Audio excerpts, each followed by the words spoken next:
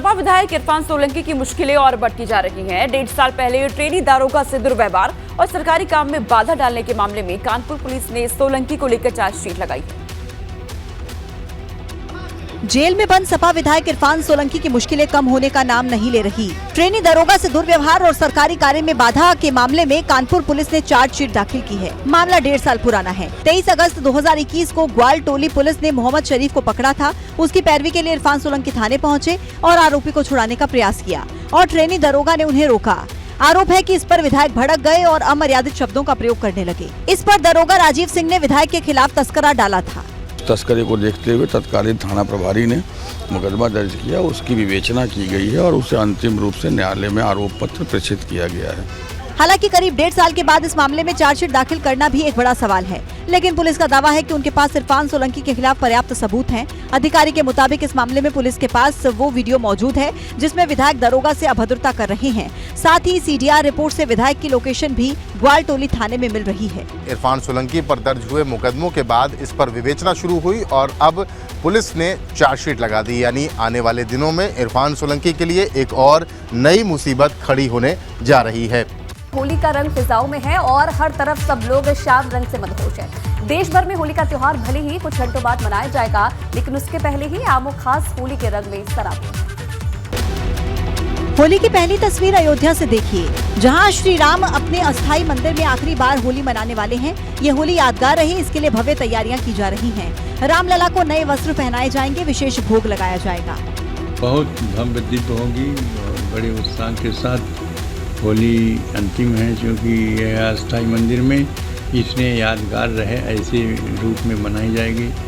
तो सीएम योगी आदित्यनाथ अपने 3 दिन के गोरखपुर दौरे पर हैं, जहां वो होलिका दहन समारोह में शामिल हुए और श्रद्धालुओं के साथ फूलों की होली खेली। इसके साथ ही सीएम गोरखपुर के सांसद रवि किशन के साथ होलिका दहन उत्सव समिति की तरफ से आयोजित शोभा यात्रा में भी शामिल हुए।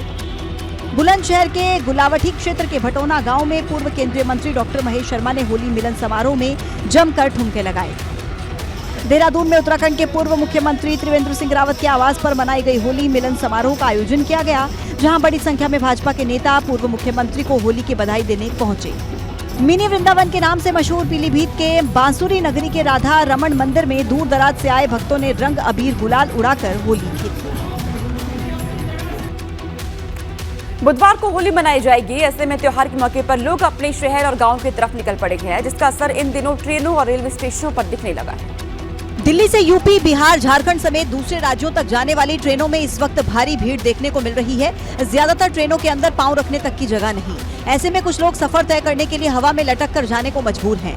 दिल्ली से आ रहे हैं, सासाराम जाना है, बहुत दिक्कत। ट्रेनों की जनरल और स्लीपर बोगियों में सफर कर रहे लोगों को सबसे ज्यादा मुश्किलों का सामना करना पड़ रहा है। सिर्फ वेटिंग टिकट वाले यात्री ही नहीं, बल्कि वो लोग भी खड़े रहकर सफर करने को मजबूर हैं, जिनके टिकट कंफर्म हैं। हालांकि यात्रियों की सहूलियत के लिए कई स्पेशल ट्रेनों के अलावा बाकी ट्रेनों के डिब्बे भी बढ़ाए गए हैं। के कारण है कि इस रूट की गाड़ी अभी तक है नहीं, सुबह से आई यही एक है, इसके बाद फिर गाड़ी नहीं। जो हमारी रेगुलर शेड्यूल ट्रेन हैं, जिनको पॉपुलर रूट्स पे जो चल रही हैं, उन पे भी हमने करीब 83 एडिशनल कोचेस लगाए हैं 41 गाड़ियों में। इस बार अब हम करीब 35 विशेष रेलगाड़ियां अब तक अनाउंस कर चुके हैं। भारी भीड़ की वजह से ट्रेनों में जिन्हें सीट मिल गई वो पूरे सफर तक वहीं बैठे रहने को मजबूर हैं, लेकिन जो जैसे तैसे ट्रेन में चढ़ गए हैं, उन्होंने ट्रेन के टॉयलेट तक पर कब्जा जमा रखा है।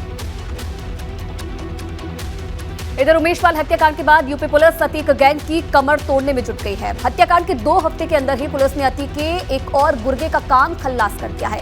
2 का काम खल्लास, अब बाकी 5 की तलाश। उमेश पाल हत्याकांड में प्रयागराज पुलिस को सोमवार सुबह बड़ी कामयाबी मिली।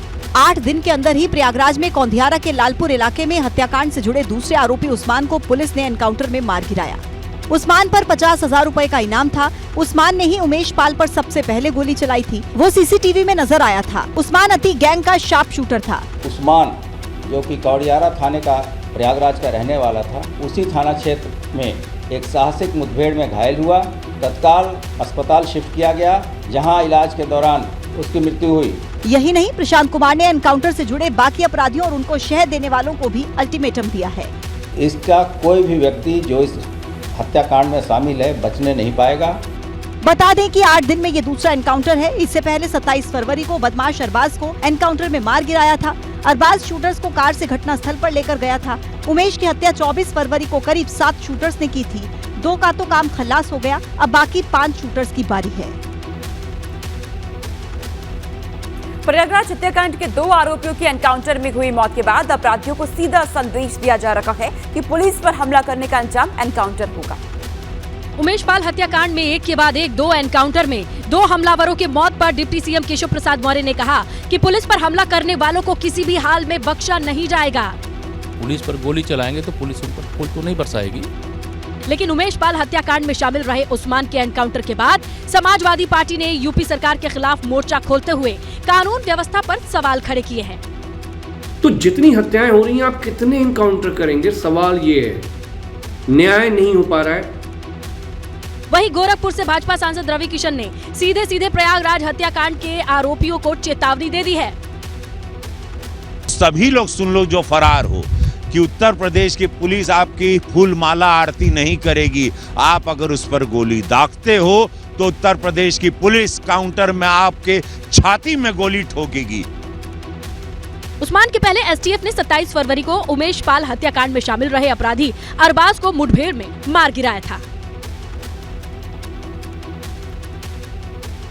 तो उमेश पाल हत्याकांड में एक के बाद एक कार्रवाई से अतीक अहमद के परिवार को अतीक और अशरफ के एनकाउंटर का डर सताने लगा है। अतीक अहमद की बहन और अतीक के भाई अशरफ की पत्नी ने आरोप लगाया कि एसटीएफ पूछताछ के लिए अतीक और अशरफ को जेल से निकालकर दोनों का एनकाउंटर कर सकती है। उन दोनों को चर्चित जो हत्याकांड इलाहाबाद में हुआ है, चर्चित हत्याकांड जो इलाहाबाद में हुआ है, में पूछताछ के लिए उनसे जेल से निकाल के उनका एनकाउंटर किया जा सकता है। अतीक की बहन ने यह भी आरोप लगाया कि मेयर चुनाव से पहले प्रयागराज की मौजूदा मेयर अभिलाषा नंदी अतीक की पत्नी शाइस्ता अंबर को फंसाने की कोशिश कर रही है। और यूपी के कैबिनेट मंत्री नंदगोपाल नंदी ने अतीक अहमद से 5 करोड़ रुपए उधार लिए। जो 10 साल से पूर्व मेयर हैं अभिलाषा नंदी जी ने हमारे भाई से करीब 5 करोड़ रुपया उधार लिया था। अतीक की बहन ने अतीक और अशरफ की हिफाजत के लिए भी मुख्यमंत्री योगी आदित्यनाथ से गुहार लगा दी है। हम मुख्यमंत्री जी से भी ये प्रार्थना करेंगे कि हमारे दोनों भाइयों की सुरक्षा का जिम्मा ले हो। उमेश पाल हत्याकांड में यूपी पुलिस ने 2 एनकाउंटर किए हैं और अब 5 लोगों की तलाश तेज कर दी गई है। उमेश पाल हत्याकांड को 7 शूटर्स ने अंजाम दिया था। इनमें अरबाज और उस्मान को एनकाउंटर में यूपी पुलिस ने ढेर कर दिया, जबकि 5 अभी भी फरार हैं। वो है अतीक अहमद की पत्नी शाइस्ता परवीन, मास्टरमाइंड माफिया अतीक अहमद का फरार बेटा असद अहमद, गुड्डू मुस्लिम जो सीसीटीवी फुटेज में झोले से बम निकालकर फेंकता हुआ दिखाई दिया, शूटर गुलाम जो वीडियो में टोपी पहने दिख रहा है, इसने भी फायरिंग की थी, शूटर नफीस वीडियो में ये भी गोलियां चलाता दिखा है, बिहार के गया का रहने वाला अरमान पिस्टल से फायरिंग करता दिखा है, और शूटर साबिर जिसने राइफल से गोलियां चलाई थी। अतीक अहमद के बेटे और शूटर अरमान, गुलाम, गुड्डू मुस्लिम, साबिर पर 2.5 लाख रुपए का इनाम घोषित किया गया है। शुरू से ही प्रकरण की महत्ता को समझते हुए विशेष टीमें गठित की थी। इसके लिए हमारे एसटीएफ की टीम भी लगाई गई थी। प्रतिदिन इस प्रकरण का अनुश्रवण पुलिस महानिदेशक उत्तर प्रदेश के द्वारा स्वयं किया जाता था। पुलिस इनपुट के मुताबिक ये बदमाश वारदात के बाद 2 घंटे तक प्रयागराज में ही थे। फिर ये बात सामने आई कि बदमाश फॉर्च्यूनर से भागे हैं। हालांकि पुलिस की तरफ से ऐसी कोई ऑफिशियल जानकारी नहीं दी गई। इधर चित्रकूट जेल में कानून को ताक पर रखकर अब्बास अंसारी और उसकी पत्नी निखत अंसारी की मुलाकात करवाने के मामले में बड़ा खुलासा हुआ है। निखत अंसारी को जेल में बंद उसके पति अब्बास अंसारी से अवैध तरीके से मिलवाने में मदद करने के आरोप में लंबी पूछताछ के बाद जेल अधीक्षक अशोक सागर, चित्रकूट जेल के जेलर संतोष कुमार और वार्डन जगमोहन को गिरफ्तार कर लिया गया। ये पैसा नवनीत सचान से लेने के लिए गया था और उसने आके जेल अधीक्षक और जेलर को ये पैसा दिया गया।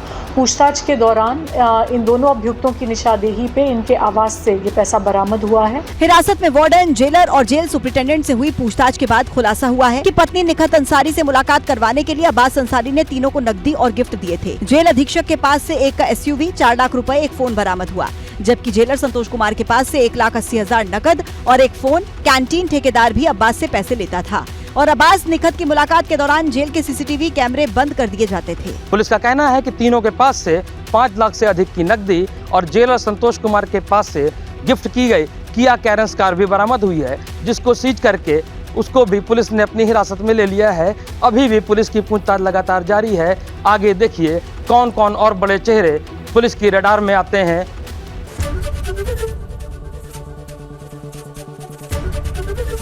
एबीपी गंगा, खबर आपकी, जुबान आपकी।